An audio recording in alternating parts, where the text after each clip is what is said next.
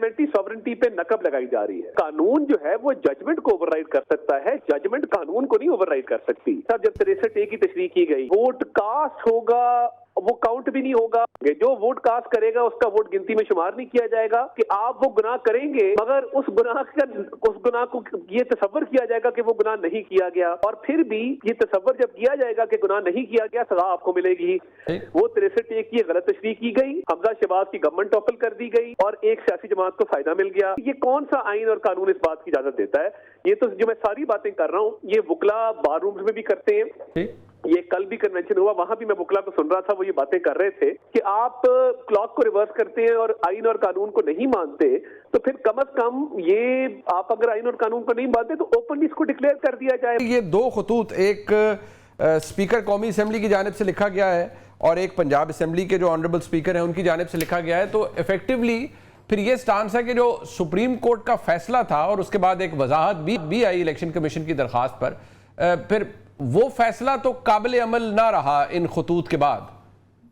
जो फैसला मुनाफी हो आपकी बुनियादी जो आईनी इख्तियार है कि पार्लियामान एक सुप्रीम इदारा है, एक सॉवरन इदारा है, अब ये तो नहीं हो सकता कि आप कानून साजी को ना माने और पार्लियामान की बालादस्ती को ना माने और क्लॉक रिवर्स करके एक ऐसा ऑर्डर पास किया जाए जो इलेक्शन एक्ट 2024 के खिलाफ हो, उसकी वायलेशन करता हो। और अगर चले इस बात को भी अगर मान लिया जाए कि इलेक्शन एक्ट में तरमीम ना होती तो फिर रूल्स मौजूद थे कि आपने 48 घंटों के अंदर आजाद अरकान ने कोई ना कोई पार्टी ज्वाइन करनी है, और जिन्होंने पार्टी ज्वाइन की है सुन्नी इत्तेहाद काउंसिल, उन्होंने एक एफिडेविट दिया है।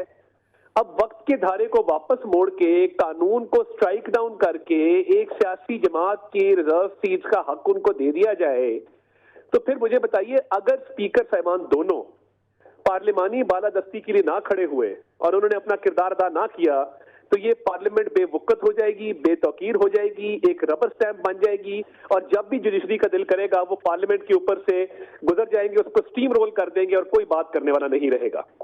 तार साहब इसमें एक ये भी इशू है कि अभी डिटेल जजमेंट आनी है, वो 12 जुलाई का शॉर्ट ऑर्डर था, फिर एक वजाहती ऑर्डर हमारे सामने आया, ऑर्डर कहें या एक वजाहत आई सुप्रीम कोर्ट की। अगर उस डिटेल्ड ऑर्डर के अंदर एज वी नो कि कहा जा रहा है कि वो ऑथर हो रहा है, बट अगर वो आ जाता है और उसके अंदर अदालत ऐसा कुछ लिख देती है, क्योंकि आप खुद एक कानूनदान है, कि जी इस ऑर्डर की इम्प्लीमेंटेशन में अगर कोई कानून बनाया जाता है तो ये ओवरराइड करेगी जजमेंट उस कानून को, क्या ऐसा कुछ लिखा जा सकता है? और अगर ऐसा कुछ हुआ तो क्या इम्प्लीकेशंस होंगी उसकी? डिटेल्ड ऑर्डर मुझे तो वकला बताते हैं कि डिटेल्ड ऑर्डर इसलिए नहीं आ रहा कि उस डिटेल्ड ऑर्डर का जवाब कोई नहीं मिल रहा, वरना तो अगर वजाहत आई थी तो वजाहत के साथ डिटेल ऑर्डर भी जारी कर दिया जाता। अगर वजाहत के अंदर इलेक्शन कमीशन को पाबंद किया गया है कि आप इस ऑर्डर को इंप्लीमेंट करें तो उसके रीजन भी दे दिए जाते। मैं तो ये समझता हूं कि कानून जो है वो जजमेंट को ओवरराइड कर सकता है, जजमेंट कानून को नहीं ओवरराइड कर सकती। या तो आप हमें डायरेक्शन दें इसके ऊपर और लिखे स्पीकर को कि जी आपने ये खत लिखा है और हम समझते हैं कि सुप्रीम कोर्ट सुप्रीम है और हम समझते हैं कि आपको ये इख्तियार हासिल नहीं है, फिर तो चले ठीक है, कोई बात बनती है। मगर देखिए कानून को ओवरराइड करना, ऑलरेडी एग्जिस्टिंग रूल्स को ओवरराइड करना, एफिडेविट को खत्म कर देना, क्लॉक को रिवर्स कर देना, और मुझे ये बताइए मुनीब साहब जब 63A की तशरीह की गई और कहा गया कि वोट कास्ट होगा, वो काउंट भी नहीं होगा, जो वोट कास्ट करेगा उसका वोट गिनती में शुमार नहीं किया जाएगा, और एक ऐसा गुनाह बना दिया गया कि आप वो गुनाह करेंगे मगर उस गुनाह को ये तसव्वुर किया जाएगा कि वो गुनाह नहीं किया गया, और फिर भी ये तसव्वुर जब किया जाएगा कि गुनाह नहीं किया गया, सजा आपको मिलेगी। वो 63A की गलत तशरीह की गई, हमजा शहबाज की गवर्नमेंट टॉपल कर दी गई और एक सियासी जमात को फायदा मिल गया। अब दोबारा एक सियासी जमात को इसका फायदा हुआ है कि क्लॉक रिवर्स कर दी जाती है, कानून को बाला ताक रखा जाता है, पार्लियामेंट्री सॉवरेनिटी के ऊपर एक सवालिया निशान लगा दिया जाता है। तो फिर मुझे बताइए कि ये कौन सा आइन और कानून इस बात की इजाजत देता है? ये तो जो मैं सारी बातें कर रहा हूँ ये वुकला बार रूम्स में भी करते हैं। ये कल भी कन्वेंशन हुआ, वहां भी मैं वुकला को सुन रहा था, वो ये बातें कर रहे थे। तो ये तो बड़ी सितम ज़रीफी है और ये बड़ी बदकिस्मती है कि आप क्लॉक को रिवर्स करते हैं और आइन और कानून को नहीं मानते, तो फिर कम अज कम ये आप अगर आइन और कानून को नहीं मानते तो ओपनली इसको डिक्लेयर कर दिया जाए। बहुत सारे लोग ये बात कर रहे हैं और ये तासर बन गया है कि पार्लियामेंट्री सॉवरेनिटी पे नकब लगाई जा रही है। ठीक, اچھا طاہر صاحب ٹورڈز دی اینڈ 2-3 چیزیں. ایک کل آپ سے منسوب ایک بیان، بلکہ شاید آپ کا ویڈیو بیان تھا کہ ایک امینڈڈ ڈرافٹ بنایا گیا ہے ترامیم کے حوالے سے. But since you are the information minister, کیا کچھ آپ بتا پائیں گے کہ ان امینڈمنٹس کے اندر کوئی چیزیں ریکٹیفائی کی گئی ہیں، تبدیل کی گئی ہیں، ود ہولڈ کی گئی ہیں؟ کیا ہوا ہے اس امینڈڈ ڈرافٹ کے اندر جو آپ نے بنایا ہے؟ اس آئینی ترمیم کے مسودے کی جب ڈسکشن ہوئی مولانا کی لیگل ٹیم کے ساتھ، بلاول صاحب کی لیگل ٹیم کے ساتھ، تو اس میں کچھ امینڈ کی گئی، کچھ نکالی گئی، کچھ ڈالی گئی.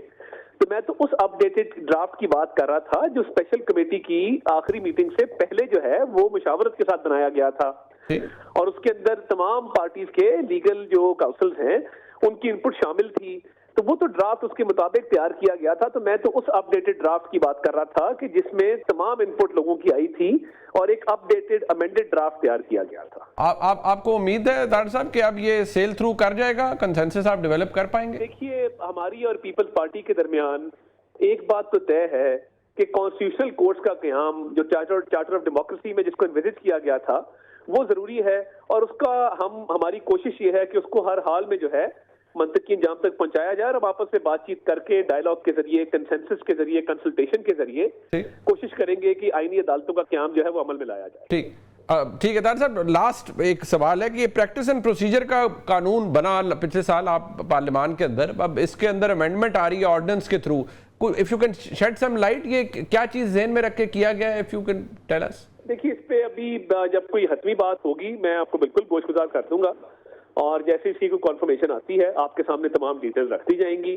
مگر دیکھیے، پریکٹس اینڈ پروسیجرز کے تحت بھی کم از کم کیسز کا میرٹ پہ لگنا، ان ٹرن لگنا، یہ چیزیں ضروری ہیں، مگر اس پہ ابھی مجھے کنفرمیشن نہیں ہے. جیسی ہوگی آپ کو ہم مطلع کریں گے.